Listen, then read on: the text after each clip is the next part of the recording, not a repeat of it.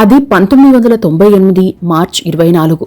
దేశ రాజకీయ చరిత్రలో చారిత్రాత్మక కీలక ఘట్టం ఆవిష్కృతమైంది. లోక్సభ స్పీకర్గా ఓ దళిత బిడ్డ తొలిసారిగా ఎంపికైన ఘటన దేశ చరిత్రలో నమోదైంది. ఆయనే జీఎంసీ బాలయోగి గారు. ఆయన లోక్సభ స్పీకర్గా ప్రమాణం చేస్తుంటే యావత్ దేశం ఆసక్తిగా తిలకించింది. అంతేకాదు, ఆ తరువాత ఏడాదికి జరిగిన లోక్సభ ఎన్నికల తర్వాత కూడా అన్ని పార్టీలు ఏకగ్రీవంగా ఆయన్నే మళ్లీ లోక్సభ స్పీకర్గా ఎంపిక చేశాయి. ఒక ప్రాంతీయ పార్టీకి చెందిన వ్యక్తి లోక్సభ స్పీకర్ కావడం కూడా దేశ చరిత్రలో అదే మొదటిసారి. అంతేకాదు, పదవి రావడంతోనే ఆయన తన సక్సెస్ ను ఆపలేదు. ఆ పదవికి వన్నె తెచ్చేందుకే శాయశక్తులా కృషి చేశారు. అలా దేశం గర్వించదగిన నేతగా గుర్తింపు పొందారు మన జీఎంసీ బాలయోగి గారు. ప్రపంచవ్యాప్తంగా చట్టసభల నిర్వహణ విషయంలో ఆదర్శంగా మార్గదర్శిగా నిలిచిన ఆయన ఓ హెలికాప్టర్ ప్రమాదంలో మరణించడం దేశాన్ని దిగ్భ్రాంతికి గురిచేసింది. ఆయన లోక్సభ స్పీకర్గా ఎన్నికై 25 ఏళ్లు దాటింది. ఈ నేపథ్యంలో జీఎంసీ బాలయోగి గారి గురించి కొన్ని అంశాలు తెలుసుకుందాం. బాలయోగి గారి అసలు పేరు గంటి మోహనచంద్ర బాలయోగి. 1945 అక్టోబర్ 1న తూర్పు గోదావరి జిల్లా గోదావరి నది పరివాహక ప్రాంతమైన ఎదురులంక గ్రామంలో గంటి సత్యమ్మ గన్నయ్య దంపతులకు జన్మించారు. వీరిది రైతు కుటుంబం. బాలయోగి గారికి ఒక అక్కయ్య, తమ్ముడు ఉన్నారు. వీరి స్వగ్రామంలో స్కూల్ లేకపోవడంతో గుత్తినడి గ్రామానికి రోజు నడుచుకుంటూ వెళ్లి చదువుకునేవారు. ఆ తర్వాత జి వేమవరం గ్రామ హైస్కూల్లో జాయిన్ అయ్యారు. చిన్నతనంలో ఇంటి పనులకు సాయం చేయడంతో పాటు చదువులో ముందుండేవారు. +2 పూర్తయ్యాక కాకినాడలో గ్రాడ్యుయేషన్, ఆంధ్ర యూనివర్సిటీలో న్యాయ విద్య, MA పొలిటికల్ సైన్స్ పూర్తి చేశారు. 1980లో కాకినాడలో సీనియర్ న్యాయవాది గోపాలస్వామి శెట్టి మార్గదర్శకత్వంలో న్యాయవాద వృత్తిని ప్రారంభించారు. ఆ తరువాత 5 ఏళ్లకు అంటే 1985లో ఫస్ట్ క్లాస్ మెజిస్ట్రేట్గా ఎన్నికయ్యారు. అయితే న్యాయవాదిగా సేవలను విస్తృతం చేయాల్సిన టైంలో తాను ఆ ఉద్యోగంలో ఉంటే సాధ్యం కాదనే ఉద్దేశంతో ఆ ఉద్యోగాన్ని వదిలేశారు. మళ్లీ న్యాయవాదిగా సేవలను ప్రారంభించారు. సామాజిక సేవలను ముందుండేవారు. ఆ ప్రాంతంలో అందరికీ ఆప్తుడిగా మారారు. పేదల పక్షాన నిలిచే వ్యక్తిగా పేరు తెచ్చుకున్నారు. అదే సమయంలో డౌన్ టు ఎర్త్ పర్సన్ గా పేరుండేది. 1986లో Kakinada cooperative town bank vice chairman గా ఎన్నికయ్యారు. కొన్నాళ్లకు బాలయోగి గారిని టీడీపీలో చేరాల్సిందిగా ఎన్టీఆర్ గారు ప్రత్యేక ఆహ్వానం పంపారు. అయితే తన ప్రాంతానికి కావాల్సిన అవసరాల జాబితాను ఎన్టీఆర్ గారికి పంపించి వాటి పరిష్కారానికి సిద్ధమైతే తాను మీతో కలిసి నడుస్తానని చెప్పారట బాలయోగి గారు. ఆ జాబితాను చూసిన ఎన్టీఆర్ గారు ఇలాంటి నాయకుడే మనకు కావాలి అని చెప్పడంతో పాటు పార్టీలోకి సాదరంగా ఆహ్వానించారు. అలా 1987లో జిల్లా పరిషత్ చైర్మన్ గా డైరెక్ట్ గా ఎన్నికయ్యారు. ఆ తర్వాత 1991లో అమలాపురం లోక్సభకు టీడీపీ నుండి పోటీ చేసి కాంగ్రెస్ అభ్యర్థి కుసుమ కృష్ణమూర్తిపై దాదాపు 87,000 ఓట్ల మెజార్టీతో గెలిచారు. ఆ ఎన్నికల్లో మొత్తం పోలైన ఓట్లు 5.14 లక్షలు కాగా బాలయోగి గారికి వచ్చిన మెజార్టీ 87,000 కావడం అప్పట్లో రికార్డే అని చెప్పవచ్చు. ఎంపీగా ఎన్నికయ్యాక టీడీపీలో కీలక నేతగా ఎదగడంతో పాటు నియోజకవర్గ ప్రజలతోనూ నిత్యం టచ్లో ఉండేవారు. అయితే 1996 నాటికి రాజకీయ సమీకరణాలు మారడం, టీడీపీలో జరిగిన పరిణామాల నేపథ్యంలో రాజకీయంగా క్లిష్టమైన పరిస్థితి తలెత్తింది. ఆ ఎన్నికల్లో టీడీపీ నుండి బాలయోగి గారు పోటీ చేశారు. కాంగ్రెస్ నుండి కేఎస్ఆర్ మూర్తి గారు, ఎన్టీఆర్ టీడీపీ నుండి పల్లి బాబుమోహన్ గారు పోటీ చేశారు. ఆ ఎన్నికల్లో 29,000 ఓట్ల తేడాతో కాంగ్రెస్ అభ్యర్థి కేఎస్ఆర్ మూర్తి చేతిలో ఓడిపోయారు బాలయోగి గారు. ఆ ఓటమి రాష్ట్ర వ్యాప్తంగా చర్చనీయాంశమైంది. అయితే తాను ఓడిపోయినా నిత్యం ప్రజలతోనే ఉన్నారు. ఆ తర్వాత కొన్నాళ్లకు ముమ్మడివరం అసెంబ్లీకి ఉప ఎన్నిక వచ్చింది.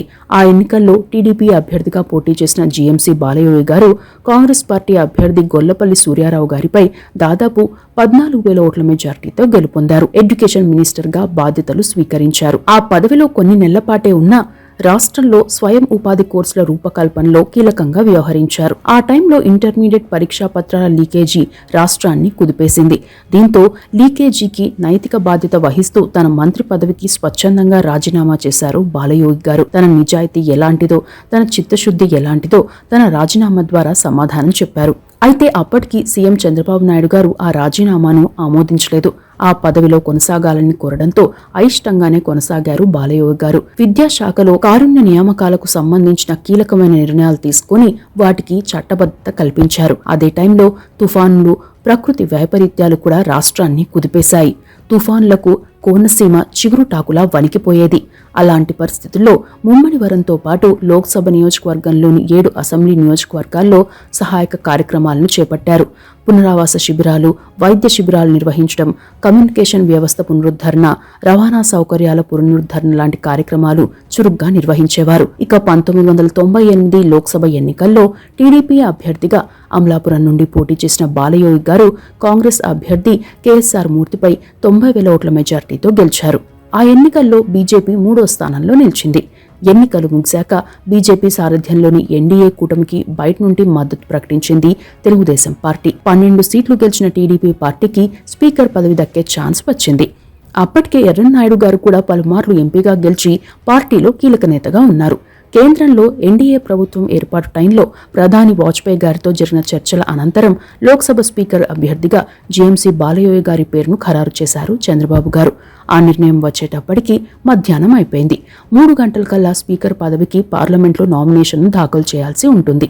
అయితే అప్పటికే పార్లమెంట్కు వెళ్లే మార్గంలో ట్రాఫిక్ జామ్ అయింది. బాలయోగి గారు నామినేషన్ టైం ముగిసేలోగా పార్లమెంట్కి చేరుకుంటారో లేదో అనే డౌట్ వచ్చింది. ముందు జాగ్రత్తగా ఎర్రన్నాయుడు గారిని కూడా నామినేషన్ పేపర్లను సిద్ధం చేసుకోవాలని, ఒకవేళ బాలయోగి గారు నిర్ణీత టైంలోపు నామినేషన్ వేయలేకపోతే ఎర్రన్నాయుడు గారిని నామినేషన్ దాఖలు చేయాలని పార్టీ ఆదేశించింది.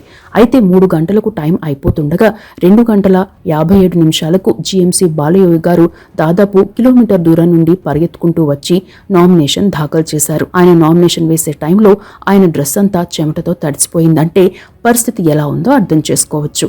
అలా 1998 మార్చి 24న లోక్సభ స్పీకర్గా ప్రమాణ స్వీకారం చేశారు. ఆ ఒక్క ప్రమాణ స్వీకారంతో ఆయన పలు రికార్డులను సృష్టించారు. దేశంలో లోక్సభ స్పీకర్గా ఎన్నికైన దళిత బిడ్డగా, ఒక ప్రాంతీయ పార్టీ నుండి పూర్తి స్థాయి స్పీకర్గా బాధ్యతలు స్వీకరించిన మొదటి వ్యక్తిగా, లోక్సభ స్పీకర్గా నియమితులైన వారిలో అతి చిన్న వయస్కుడిగా, రెండోసారి లోక్సభకు ఎంపికై స్పీకర్ బాధ్యతలు తీసుకున్న వ్యక్తిగా రికార్డులను సాధించారు. ఎర్రన్నాయుడు గారు కేంద్ర మంత్రిగా, లోక్సభలో టీడీపీ పక్ష నేతగా బాధ్యతలను స్వీకరించారు. బాలయోగి గారు లోక్సభ స్పీకర్గా సభలో హుందాగా వ్యవహరించడంతో పాటు సభా గౌరవాన్ని కాపాడేందుకు మొదటిగా ప్రాధాన్యమిచ్చేవారు. ఓ సందర్భంలో నిబంధనల ప్రకారం కాకుండా ఎర్రన్నాయుడు గారు వేరే అంశం మాట్లాడేందుకు ప్రయత్నించినా మిస్టర్ నాయుడుజీ అని బాలయోగి గారు స్పీకర్ హోదాలో వారించారు కూడా. ఓ వ్యక్తి ఓ గౌరవ స్థానంలో కూర్చున్నప్పుడు ఆ సీట్కి ఇచ్చే గౌరవమే ముఖ్యమని తన చర్యల ద్వారా మరోసారి రుజువు చేశారు బాలయోగి గారు. అయితే 1999 ఏప్రిల్ 17న ఎన్డీఏ కూటమికి ఏఐఏడీఎంకే తన మద్దతును ఉపసంహరించుకుంది. దీంతో వాజ్పేయి గారి సారథ్యంలోని బీజేపీ ప్రభుత్వం బల నిరూపణలో విఫలమైంది. బల నిరూపణ సందర్భంగా వాజ్పేయి గారి స్పీచ్ దేశవ్యాప్తంగా చర్చకు కారణమైంది. సభలో ఉద్విగ్న పరిస్థితులు నెలకొన్నాయి. సభలో గందరగోళం జరిగే ఛాన్స్ ఎక్కువగా ఉన్నప్పటికీ తన హుందాతనంతో సభ్యులందరినీ శాంతింపజేస్తూ బల నిరూపణ ప్రక్రియను శాంతియుతంగా జరిగేలా చూశారు బాలయోగి గారు. ఆ టైంలో ప్రభుత్వాన్ని గట్టెక్కించేందుకు అటు బీజేపీకి ఇటు టీడీపీకి ఛాన్స్ ఉన్నా ప్రజాస్వామ్యయుతంగానే బల నిరూపణ జరగాలనే అంశానికే ప్రాధాన్యం ఇచ్చారు. దీంతో ఒక్క ఓటుతోనే వాజ్పేయి సర్కారు కూలిపోయింది. లోక్సభ రద్దయింది. దీంతో మళ్లీ ఎన్నికలు వచ్చాయి. 1999 ఎన్నికల్లో మరోసారి అమలాపురం నుండి పోటీ చేసిన బాలయోగి గారు కాంగ్రెస్ అభ్యర్థి గొల్లపల్లి సూర్యారావు గారిపై దాదాపు 1,18,000 ఓట్ల మెజార్టీతో గెలిచారు. బాలయోగి గారి ఎన్నికల ప్రచారంలో ప్రత్యర్థులపై విమర్శలు పెద్దగా ఉండేవి కాదు. ఒకవేళ విమర్శలు చేయాల్సి వచ్చినా హుందాతనంగా సిద్ధాంతపరమైన విమర్శలు మాత్రమే చేసేవారు. ఇక ఆ ఎన్నికల్లో ఎన్డీఏ కూటమికి పూర్తి మెజార్టీ వచ్చింది. అప్పటికే టీడీపీ ఎన్డీఏలో భాగస్వామి అయింది. 29 సీట్లు గెలిచిన టీడీపీ దేశంలో ఎక్కువ స్థానాలు గెలిచిన ప్రాంతీయ పార్టీగా రికార్డు క్రియేట్ చేసింది. దీంతో మరోసారి బాలయోగి గారికి స్పీకర్గా అవకాశం వచ్చింది. స్పీకర్గా బాలయోగి గారి పేరును ప్రతిపాదించాక లోక్సభ సభ్యులంతా ఆయన్ను ఏకగ్రీవంగా ఎన్నుకున్నారు. అది కూడా రికార్డే. అలా 13వ లోక్సభ స్పీకర్గా మరోసారి బాధ్యతలు స్వీకరించారు బాలయోగి గారు. 39 రాజకీయ పార్టీలు కలిసి ఏర్పాటు చేసిన కూటమి ప్రభుత్వాన్ని నడపడం ప్రధానిగా వాజ్పేయి గారికి ఎంత క్లిష్టమైన అంశమో, అన్ని పార్టీల సమాహారంగా ఉన్న లోక్సభను సజావుగా నడిపే విషయంలో, సభ్యులకు వారి సమస్యలను సభలో చర్చించే అవకాశం ఇచ్చే విషయంలో లోక్సభ స్పీకర్గా బాలయోగి గారికి కూడా అంతే క్లిష్టమైన అంశం. అయినప్పటికీ అధికార ప్రతిపక్ష పార్టీల సభ్యులకు అవకాశం ఇస్తూనే సభను హుందాగా నడిపించారు బాలయోగి గారు. సభలో బిజినెస్ రూల్స్ లో పలు మార్పులు తెచ్చారు. ఆ టైంలో దేశంలోని ప్రజా సమస్యల పరిష్కారానికి పవిత్రమైన వేదికైన పార్లమెంట్లో సభ్యుల ప్రవర్తనా నియమావళిపై పలుమార్లు ప్రసంగించారు. దేశవ్యాప్తంగా శాసనసభ స్పీకర్లు, ప్రిసైడింగ్ అధికారులు, ముఖ్యమంత్రులు, ప్రతిపక్ష నేతలు, పార్లమెంటరీ వ్యవహారాల మంత్రులు, పార్టీల శాసనసభా పక్షాల నాయకులు, విప్లతో 2001 నవంబర్ 25న సమావేశం నిర్వహించారు. ఆ సమావేశం దేశంలోని చట్టసభల ఔన్నత్యాన్ని కాపాడేందుకు మార్గదర్శకంగా నిలిచిందని చెప్పవచ్చు. అదే టైంలో చట్టసభల విశ్వసనీయత మరింత పెంచిందని కూడా చెప్పవచ్చు. ఎంపీ లార్డ్స్ వినియోగం విషయంలో పలు మార్గదర్శకాలు రూపొందించారు. అవే ఇప్పటికీ అమల్లో ఉన్నాయి. ఇక ప్రపంచంలోని పలు దేశాల చట్టసభల స్పీకర్లకు సంబంధించి కూడా బాలయోగి గారు ఆదర్శంగా నిలిచారు. ఎన్నో సదస్సులు నిర్వహించారు. అందుకే మొరాకో ప్రభుత్వం బాలయోగి గారికి Wissam Alaouite of the order of grand officer పేరుతో సత్కరించింది. Russia, Turkey, Belgium, Jordan, Indonesia, Cuba, Bangladesh, Thailand, Namibia తదితర దేశాల చట్టసభల నుండి ఆహ్వానం అందుకున్న బాలయోగి గారు దాదాపు 20కి పైగా పలు అంతర్జాతీయ వేదికలపై ప్రసంగించడంతో పాటు అనేక అంతర్జాతీయ కమిటీలకు అధ్యక్షత వహించారు. పలు సదస్సులకు ప్రాతినిధ్యం వహించారు కూడా. ఆయా వేదికలపై బాలయోగి గారు చేసిన ప్రసంగాలు ప్రపంచవ్యాప్తంగా భారతదేశ ప్రజాస్వామ్య గొప్పతనాన్ని, భారత పార్లమెంటు ఔన్నత్యాన్ని చాటాయని చెప్పవచ్చు. ఒక మారుమూల ప్రాంతంలో ప్రాథమిక విద్యకు అవకాశం లేని ప్రాంతంలోని రైతు కుటుంబంలో పుట్టి ప్రపంచంలోనే అతిపెద్ద ప్రజాస్వామ్య వ్యవస్థకు, గుండెకాయ లాంటి లోక్సభకు అధిపతి కావడం పట్ల ప్రపంచంలోని పలు దేశాలు ఆశ్చర్యం వ్యక్తం చేశాయి కూడా. అయితే ప్రస్తుతం పలు రాష్ట్రాల అసెంబ్లీలను నిర్వహిస్తున్న తీరు ఎలా ఉందనే ప్రశ్నకు వస్తే అది ఎవరికి వారు ఆలోచించుకోవాల్సిన అంశంగా చెప్పవచ్చు.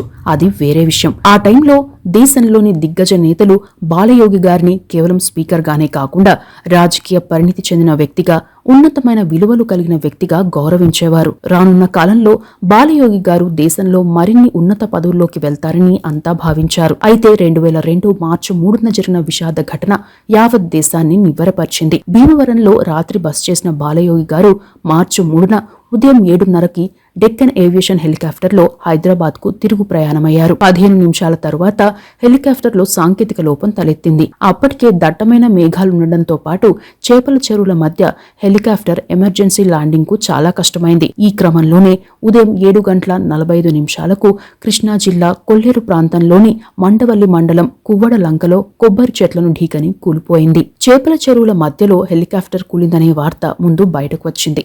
అదే సమయంలో హెలికాప్టర్తో సంబంధాలు తెగిపోయాయని ఏవియేషన్ శాఖ ప్రకటించింది. అయితే అది బాలయోగి గారు ప్రయాణిస్తున్న హెలికాప్టర్ అనే విషయం తెలిసేందుకు చాలా సమయమే పట్టింది. స్థానిక రైతులు, ప్రజలు, పోలీసులు ఆ హెలికాప్టర్ కూలిన ప్రదేశానికి వెళ్లేటప్పటికీ 3 మృతదేహాలు కనిపించాయి. బురదతో కూరుకుపోయిన బాడీలను గుర్తించేందుకు చాలా సమయం పట్టింది. బాలయోగి గారి డ్రెస్ ని, ఆయన మెడలోని రుద్రాక్షమాల ఆధారంగా బాలయోగి గారి మృతదేహాన్ని గుర్తుపట్టారు.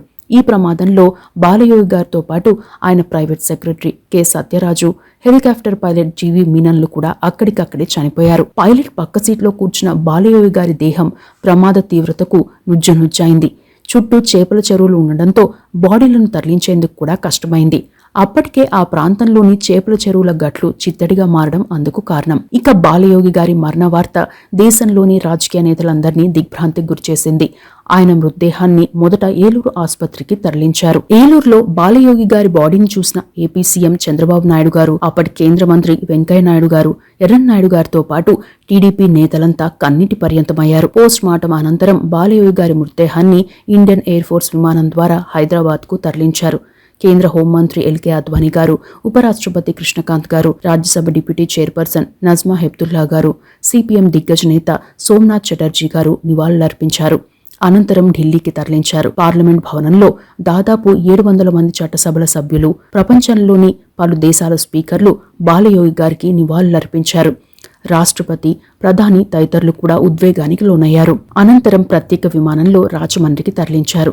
అక్కడి నుండి ప్రత్యేక వాహనంలో స్వస్థలానికి అంతిమయాత్ర నిర్వహించారు.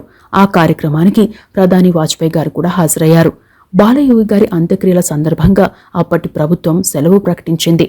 ఆయన జ్ఞాపకార్థం హైదరాబాద్లో ఓ స్టేడియానికి జీఎంసీ బాలయోగి స్టేడియం అని పేరు పెట్టడంతో పాటు పలు ప్రాంతాల్లో ఆయన పేరుతో అభివృద్ధి పనులు చేపట్టారు. బాలయోగి గారి మరణం తరువాత కుటుంబ సభ్యులు ఆయన పేరుతో చారిటబుల్ ట్రస్ట్ ని ఏర్పాటు చేశారు. పేద విద్యార్థుల కోసం స్కాలర్షిప్లు మంజూరు, మహిళలకు స్వయం ఉపాధి కోసం శిక్షణ, హెల్త్ క్యాంపులు నిర్వహిస్తున్నారు. ఇక బాలయోగి గారి భార్య విజయకుమారి గారు బాలయోగి గారి మరణం తర్వాత ఆమె అమలాపురం ఎంపీగా పోటీ చేసి 3.13 లక్షల మెజార్టీతో గెలిచారు.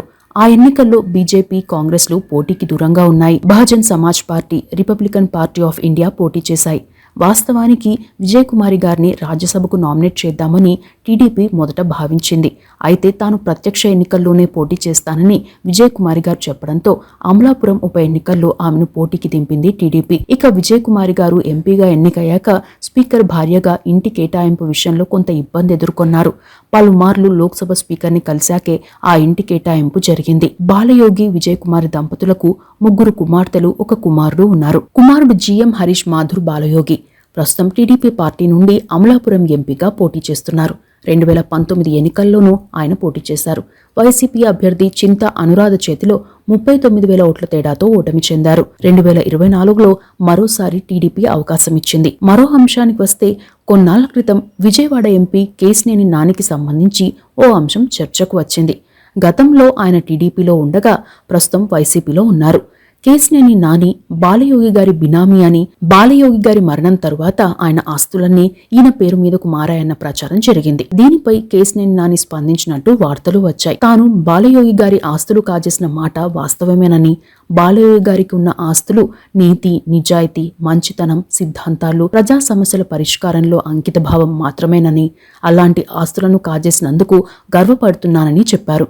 అప్పట్లో ఈ అంశం చర్చకు కారణమైంది. అయితే బాలయోగి గారి గురించి తెలిసిన వారు చాలా మంది బినామీ ఆస్తులు సంపాదించే ఉద్దేశమే ఉంటే ఆయనకు అప్పట్లో చాలా అవకాశాలున్నాయని, ప్రధానితో డైరెక్ట్గా మాట్లాడే స్థాయి ఉండేదని, కానీ బాలయోగి గారు అలాంటి వ్యక్తి కాదని చెబుతారు. మొత్తం మీద దేశం గర్వించదగిన నేతల్లో ఒకరైన బాలయోగి గారి అకాల మరణం తీరని లోటని చెప్పవచ్చు. అదే సమయంలో ఆ పదవిలో 4 ఏళ్ల పాటే ఉన్నా ఆయన వ్యవహరించిన తీరు ఎంతో మందికి ఆదర్శం. ఇవి జీఎంసీ బాలయోగి గారికి సంబంధించిన అంశాలు.